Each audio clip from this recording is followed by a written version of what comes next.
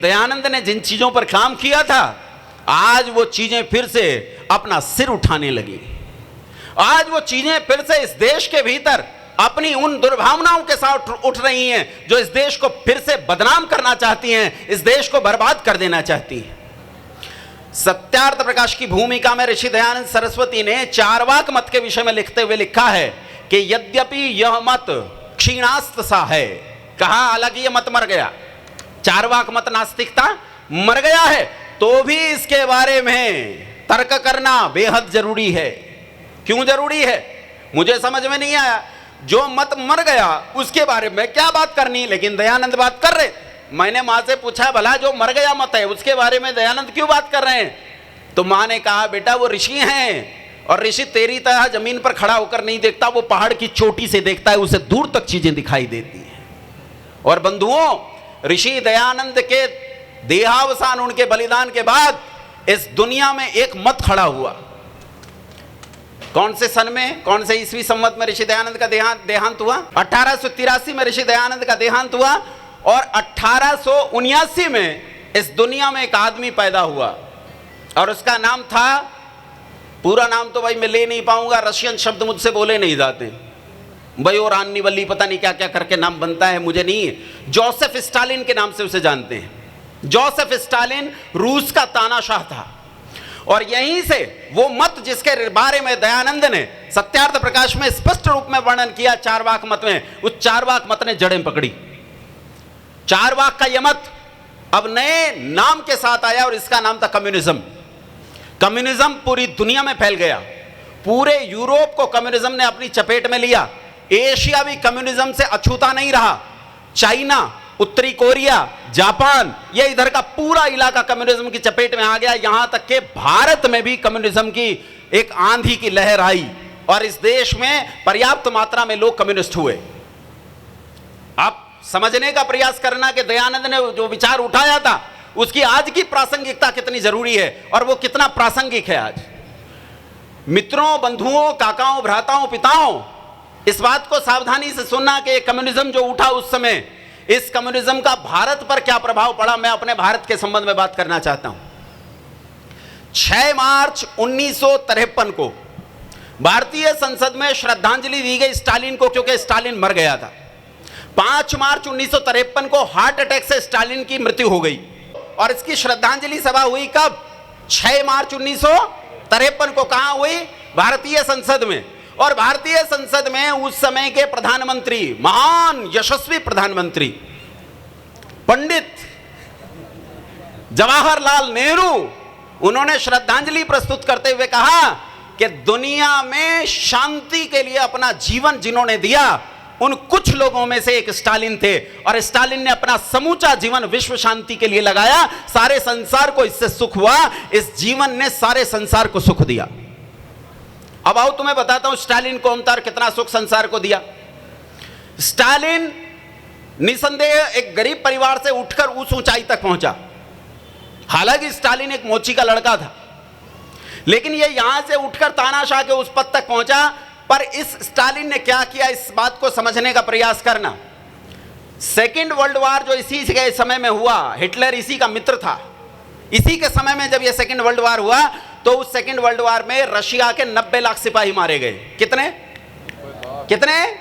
90 लाख। लेकिन आप आश्चर्य करोगे, जब रशिया की जमीन का अधिग्रहण किया स्टालिन ने, सरकारी तौर पर अधिग्रहण कर लिया, किसी किसान के पास कोई जमीन नहीं रहेगी। उस समय सारी जमीन उनसे छीन ली गई। उस छीनी गई जमीन के खिलाफ जब किसानों ने रिटेलिएट किया, विद्रोह किया, उन्होंने अपने पशुओं को मार डाला, अपने उपकरणों में आग लगा दी, अपनी फसलों में आग लगाई, तो उस विद्रोह को दबाने के लिए जब स्टालिन ने इन किसानों के खिलाफ काम किया, 10 लाख किसानों को उन्हीं के खेत में, उन्हीं के पेड़ पर फांसी दे दी गई। कितने किसानों को? 10 लाख।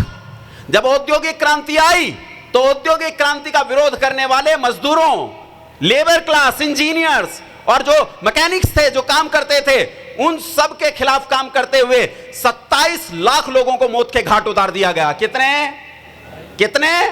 तानाशाही किसे कहते हैं, इसे समझने का प्रयास करना। 10 लाख किसान, 27 लाख मजदूर मौत के घाट उतार दिए। और ऐसे विभिन्न अपने राजकीय उपक्रमों में स्टालिन ने, इतिहासकार कहते हैं एक अनुमान में 1.5 करोड़ लोगों को मौत के घाट उतार दिया, मौत के घाट। इसके बाद जो राष्ट्रपति बना, क्या नाम था उसका, मेरे नाम याद नहीं रहते, रशिया वाले अजीब से नाम होते हैं, क्या नाम था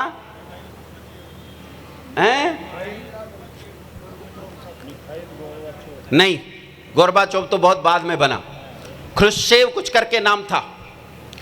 वो आदमी जब तानाशाह, उसके बाद जब राष्ट्रपति बना तो एक बार भरी हुई राज्यसभा में उसने स्टालिन के बारे में कहा कि स्टालिन ने इतनी क्रूरता की है, इतनी दुनिया में सारी दुनिया ने मिलकर क्रूरता नहीं की जितनी उसने किया अकेले। तो उन्हीं के लोगों में से बीच में से एक आवाज आई कि कामरेड उस समय आप कहां थे, जब वो क्रूरता कर रहा था उस समय आप कहां थे, आपने विरोध क्यों नहीं किया? तो उस राष्ट्रपति ने पलटकर उनकी ओर देखते हुए कहा कि कौन बोला? पूरी संसद में सन्नाटा था, कहीं से आवाज नहीं आई, कौन बोला? तो बोले बेटा ये जो सन्नाटा है ना, ये बता रहा है कि उस समय मैं क्यों नहीं बोला था। समझ में आया उस समय क्यों नहीं बोला था?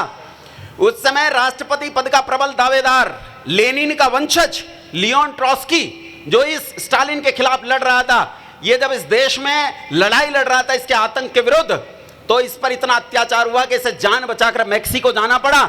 लेकिन मैक्सिको भी ये चैन से नहीं रह पाया। स्पेन का एक कामरेड था जिसका नाम था मर्काडर, मर्काडर ने वहीं जाकर मैक्सिको में इसकी हत्या कर दी, हथौड़ा मारकर, हथौड़े से पीट पीट कर उसकी हत्या कर दी। उस स्टालिन को भारतीय संसद में आदरणीय, पूजनीय, प्रातः स्मरणीय, इस देश में सबसे बड़े प्रधानमंत्री पंडित जवाहरलाल नेहरू ने क्या कहा? शांति दूत। वो संसार का सबसे बड़ा शांति दूत था और इसी की एक शाखा अपने देश में पैदा हुई। उसी की शाखा का एक आदमी अपने देश में इस देश का पिताजी बन के बैठ गया। क्या कहते हैं उसे? फादर ऑफ नेशन, राष्ट्रपिता। राष्ट्रपिता ने एक पाठ पढ़ लिया अहिंसा का, भूल गया अहिंसा किसे कहते हैं। ऋषि पतंजलि ने बताया अहिंसा किसे कहते हैं। क्या कहते, किसे कहता है अहिंसा? अहिंसा प्रतिष्ठायाम तत्सन्निधौ वैर त्यागः। अहिंसा कहते हैं निर्वैर हो जाना। हम किसी से वैर नहीं रखते, लेकिन निर्वैर होते हुए न्याय का उल्लंघन नहीं करते। निर्वैर होते हुए भी हम न्याय का उल्लंघन, अगर धर्म डूबता हो तो मैं अपनी किसी भी प्रतिज्ञा को तोड़ने के लिए कृत संकल्प हूं। अगर न्याय प्रभावित होता हो, धर्म समाप्त हो रहा हो, तो मैं किसी भी हद तक जा सकता हूं। श्री कृष्ण ने महाभारत के युद्ध में प्रतिज्ञा की कि मैं हथियार नहीं उठाऊंगा, लेकिन जब देखा कि अकेला भीष्म ही धर्म की सेना को नष्ट कर देगा, तो अपनी प्रतिज्ञा को तोड़कर रथ का पहिया उठाकर मारने दौड़ पड़े थे इसी भीष्म को। इसे कहते हैं धर्म संस्थापक होना, इसे कहते हैं योगी राज श्री कृष्णचंद्र होना। श्री कृष्णचंद्र ने बताया कि अहिंसा किसे कहते हैं। बंधुओं, जब आदमी एक सिद्धांत को अच्छे से जानता है तो वो राष्ट्र की रक्षा करता है, लेकिन जब एक व्यक्ति सिद्धांत को ठीक से नहीं जानता तो वो कितनी बड़ी गड़बड़ कर देता है। इसी अहिंसा के सिद्धांत को गलत तरीके से समझ लिया किन्होंने? उस 36 किलो वजन ने, उन्होंने अहिंसा को गलत समझ लिया। और बंधुओं, इस अहिंसा का परिणाम यह निकला कि नोआखाली से शुरू होकर पश्चिमी पाकिस्तान तक फैली यह हिंसा, जो पंजाब, उत्तर प्रदेश के पश्चिमी इलाके, हरियाणा, दिल्ली और उस पश्चिमी रावलपिंडी, लोहार, वहां तक, यहां तक के बिहार के छपरा आदि तक होते हुए गई। 7 महीने के भीतर 22 लाख लोगों का कत्ल कर दिया गया। 22 लाख लोगों का अहिंसा ने। किसने कत्ल किया? अहिंसक लोग कितने खतरनाक होते जानते हो? 20 जनवरी को पहला हमला हुआ गांधी जी पर मार देने के लिए, और 30 जनवरी को नाथूराम गोडसे ने गांधी जी की हत्या कर दी। 10 दिन के भीतर जवाहरलाल नेहरू की पुलिस हत्यारे को नहीं ढूंढ सकी, वो गोडसे तक नहीं पहुंच सकी। लेकिन जैसे ही गोडसे ने गांधी को गोली मारी, 12 घंटे के भीतर भीतर वो कौन सा जाति से है, जाति में कौन सा ब्राह्मण है, सारस्वत है, कान्यकुब्ज है, गौड़ है या चित्पावन ब्राह्मण है, वो ढूंढ लिया गया। ये चित्पावन ब्राह्मण कहां कहां रहते हैं, इनके गांव कहां कहां हैं, वो ढूंढ लिया गया। और अगले 24 घंटे के अंदर पुणे में 50 चित्पावन ब्राह्मणों की हत्या कर दी गई, धारदार हथियारों से काटकर। नारायण सावरकर के घर पर हमला किया गया। नारायण सावरकर को पत्थरों से और डंडों से इतना मारा गया कि उन्होंने दम तोड़ दिया। सावरकर के घर पर हमला किया गया। और इसके अलावा इस देश में हजारों हजार चित्पावन ब्राह्मणों को एक ही दिन के अंदर मार दिया गया। एक ही दिन के अंदर। किन्होंने मारा? अहिंसकों ने। किन्होंने मारा? उन अहिंसकों ने जो ये कहते थे कि कोई तुम्हारे एक गाल पर थप्पड़ मारे तो उसके सामने दूसरा गाल कर दो, उन्होंने मार डाला। समझने का प्रयास करना, ये कम्युनिज्म इस देश में कैसे जड़ें पसार रहा। एक पूरी की पूरी पार्टी बन गई इस देश में जो कम्युनिस्ट पार्टी है, आज भी है, आज भी इस देश की सबसे बड़ी पार्टी है। न केवल वो इस देश की सबसे बड़ी पार्टी है, इस देश में कम्युनिस्ट पार्टियां चलती हैं। हां के ना? हां, ऐसे गर्दन हिलाओ, मुझे पता चलेगा तुम जिंदा लोग बैठे हो। हैं? कम्युनिस्ट पार्टी, सीपीआई, सीपीएम और कितनी हैं। ये आम आदमी सब वही हैं। अब क्या सोचते हो? ये तीर्थ यात्रा करा रहा है तो बड़ा आस्तिक हो गया। ये सब नास्तिक लोग हैं।